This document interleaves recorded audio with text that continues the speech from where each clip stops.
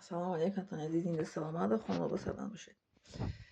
به شما گفتم بودم که بسیار در یوتیوب تماشا میکنم، بسیار ویدیوهای هر خیلی تماشا میکنم درباره پدر و مادر.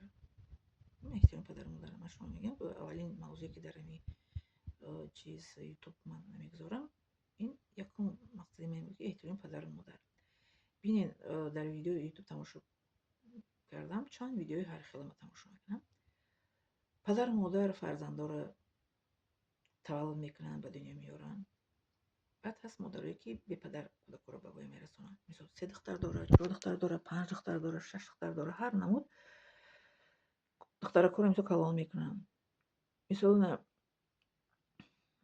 4 دختر داره، یک پسر، یا 5 دختر داره، یک پسر.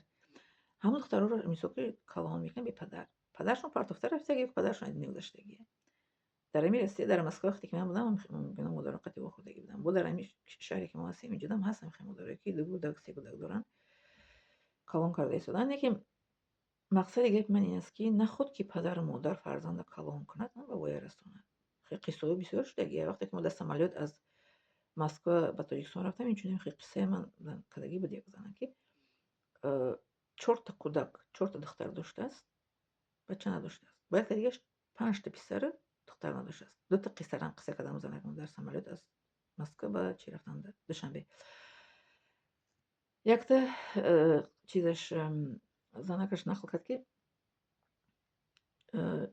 4 تا دختر داشتگی، دخترش رو پدر کلان کرد، شوهر داشت، صاحب خانواده کرد، بعد قرضدار شد، رفت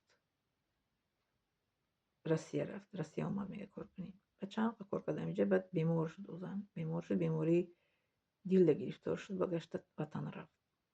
وطن رفته بعد در وطن بعد از دنیا گذشت. او زن بیچاره. با یک قصه دیگر هم خشتگی 5 تا پسر، 4 تا پسر گفتم که 4 تا پسر، اونم خیلی پسراش نگاه بین نکردن، بردن در بیسوی خانه جدا پرتون. بعد اون مادرم از دنیا گذشت. آیا همین مسلمانی است که پدر مادر مادر کلام کنه مثلا پدر قرضدار شوه؟ آخه شوهر کردین، زن گرفتین، قرضاتون ختم نکنین کنین.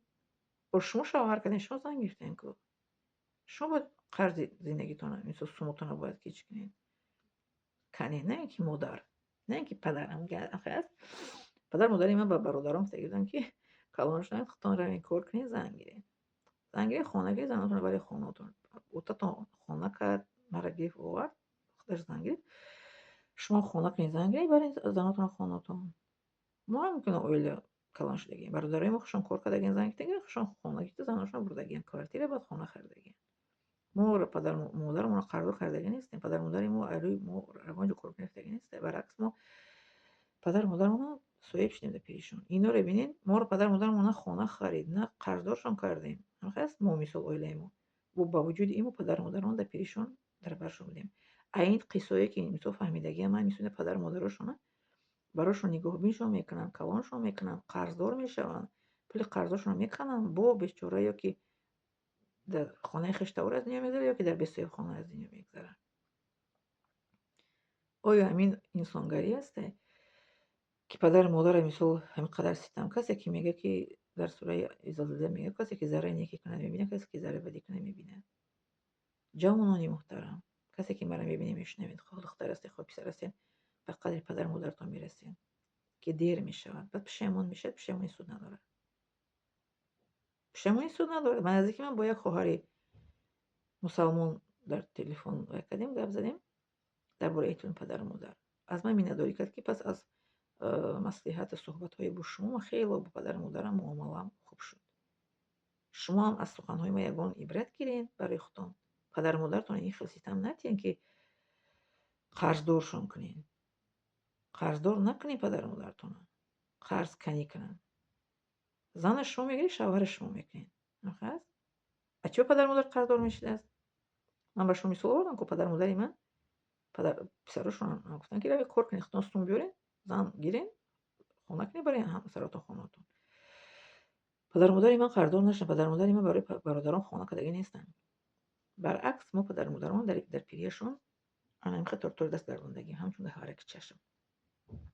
پدر مادری من با میگم نه قرضدار کردیم ما نه وای رو بررسی فرستادیم که پول قرض ما رو گردونده بیارن، نه بیمار شدن با یگان خشتور در خانه خشتور پرته باشیم، نه در یگان پیرانزاخوان. دیدین؟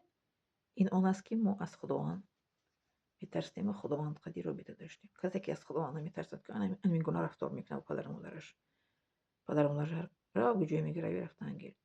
تو باید ما رو زندی، تو باید ما رو شوهرتی. در هیچ جا اومدگی نیست که پدر و مادر باید دختر شوهرتی باید بچه را زندی. باید قرضدار شوهرتی دخترش از زندی پسرش. در هیچ جای خیلی نیست در دین اسلام ما. یک گفتم شغلی وانجیم که قانونای پوسیدگی بوگینی آدم‌ها در کلاشون دارن که آدم‌ها در کلاشون قانون پوسیدگی بوگینی دارن. همون وقتی بعد قالینگ دخترش قدر میفرمایه طرفی بچه داره قرضدار میکنه یا که دخترش مثلا قدر دیگه با میخره که در پیش آدم ما با ابروش هم گفتم البته مدام میگه در هیچ کجا نمی‌نویسن هیچ کسی که تو دختر تا قدر چیز خریدی بردی یا که دختر در قدر قالینگی وزمین فرمونی در هیچ کجا نمی‌نویسن. همون زنگیره میون شنش کنی بیچاره قرضدار نکنی رسیا نرو. دخترم بسیار چی نخرین که دخترتون قرضدار نشوین. میگن که پاتون چینی کورپاتون درست کنین. هست میادرم از شما.